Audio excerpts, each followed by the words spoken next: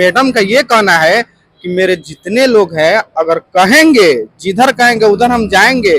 सबसे पहली बात, राजद में तो जाएंगी नहीं मैडम, ये राजद 110% है। मैडम इसके पीछे पीछे कह रही है। खुद का इंटरव्यू है, उन्होंने खुद कहा है कि जिस दल से आए उस दल में मैं बिल्कुल नहीं जाऊंगी।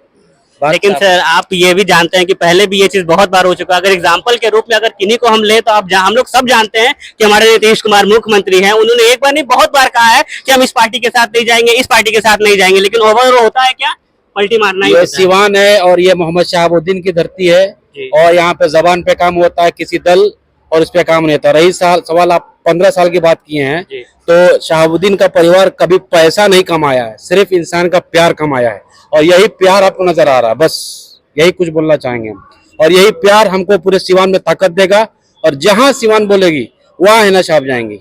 कहाँ कमी रह गई थी कि जिसके वजह से मैम एक दो बार चुनाव भी लड़ी यहाँ जेडी के टिकट से, जो वो हारी थी वो मैडम ने आपको खुलेआम पूरे मीडिया मंच में भी कह दिया है कि दिन में हमारे साथ रहते थे, रात में किसी और के साथ रहते थे, इसी वजह से हम चुनाव हारते थे। बस साफ बात यही है।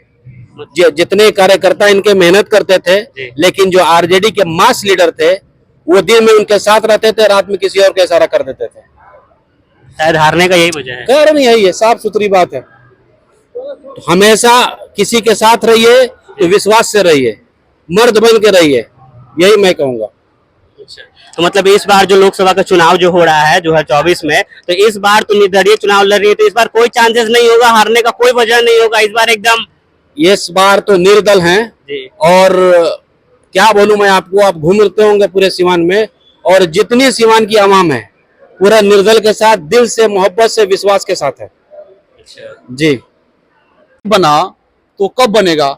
आर कन्या स्कूल एमपी साहब बनवाए, डीएवी कॉलेज एमपी साहब बनवाए, मिडिल स्कूल एमपी साहब बनवाए, इंदौर बनवाए, राजेंद्र बनवाए, मेडिकल बनाए, हर चीज तो सारा उन्हीं का बनाया हुआ है। एक भी काम ये लोग का दिखाइए जो किए हुए कोई काम। मतलब आपका कहने का मतलब ये है कि सिवान में जितने भी कार्य अभी तक हुई वो सारा साहब का किया हुआ है, साहब का ही दिया हुआ है। और अभी तक जितने भी कामों को मतलब छूट गया है या फिर अभी बाकी है जो आधा अधूरा हो चुका है, शायद इस बार चुनाव जीतने के बाद मैम उन सारे कामों को पूरा करेंगे। क्या लगता है सर आपको?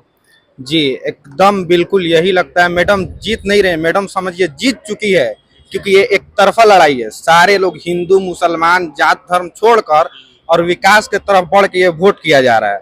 और टेम्पू का बटन इतना दबेगा, परसों देख लीजिएगा कि वो बटन टूट जाएगा, इतना दबने वाला है। हाँ, लेकिन यहाँ पे कहा यह भी जा रहा है कि जातीय समीकरण भी काम करेगा, क्योंकि अवध बिहारी लाल चौधरी जो हैं वो उनका कहना यह भी है कि यहाँ पे बेसिकली राजपूत हैं, फिर मुस्लिम बहुलक इलाका भी है, उसके बाद यहाँ पे कह सकते हैं कि एक यादव बहुलक है। तो ज्यादातर अगर परसेंटेज जिसका हो तो बेसिस नॉर्मल तो यही होता है ना कि जिसका ज्यादा बहुलक इलाका हो, जिसका ज्यादा वोटर्स हो, वही चुनाव जीतते हैं। देखिए अभी जो आप नाम लिए हैं अवध बिहारी चौधरी, तो अवध बिहारी चौधरी जब लड़ाई में है ही नहीं तो उनका नाम लेके उनका बेइज्जती क्यों कर रहे हैं? वो तो लड़ाई में है ही नहीं है, कहीं नहीं दिख रहे हैं, गायब हैं, वो फील्ड में है ही नहीं है, वो गायब हैं। मैडम जीत रही हैं। हाँ, उनके लिए प्रचार करने के लिए आए थे, तेजस्वी यादव भी आए थे, 7 मरतबा आ चुके हैं तेजस्वी यादव। इसी से आप देखिए 7 मरतबा आ चुके तेजस्वी यादव। सिवान के अंदर उन लोगों का हवा टाइट है क्योंकि वो लोग गिनती में है ही नहीं है। मतलब कोई उम्मीद नहीं है कि उम्मीद नहीं, वो गिनती में है ही नहीं, उम्मीद लगाना ये बेवकूफी वाली बात हो गई। गिनती में है ही नहीं है वो। हाँ, मतलब इस बार हम यही मान लें कि इस बार की जनता दिल्ली जा रही है, निकल गई है टेम्पू, अब दिल्ली ही रुकेगी है, बीच में कहीं रुकने।